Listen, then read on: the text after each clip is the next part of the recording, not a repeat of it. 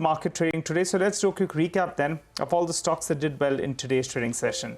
The Nifty goes home with gains of close to around 95 points, but as we said earlier, that knockout punch is missing. And a few stocks that were dragging today. Bajaj Finserv had lost its way in the final hour of trade, so that stock ended with a cut. Dr. Reddy's was down 1.5%. SBI Life as well did go home with a cut of around 1%. What did well? Some upgrades coming in on Apollo Hospital, so that stock was up more than 5.5%. Adani Ports as well, the traffic growth was quite good. And the Royal Enfield, I'll tell you what, it's a beautiful bike, and the stock price as well looking quite good because that stock was up close to around 2.5%. Titan came out with its numbers. It built onto its gains, was up 1%, goes home with a gain of around 2.5%. LTIMindtree as well stand out from the IT pack. Rima, what else? Well, Zomato was the stock of the day in the broader markets, ends with a gain of close to about 10%. So looking up over there, post-react after reporting a profit number of more than 35 crores.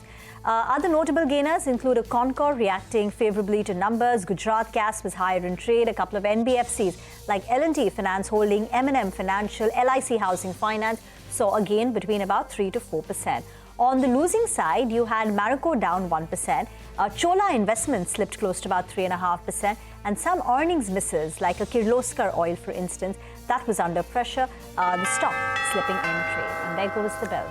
Well, that is the end of the week. Yes. Just in case anyone. Right.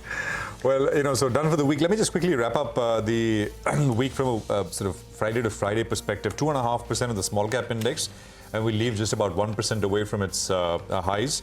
The mid-cap index for the week, I'll just quickly tell you what we did.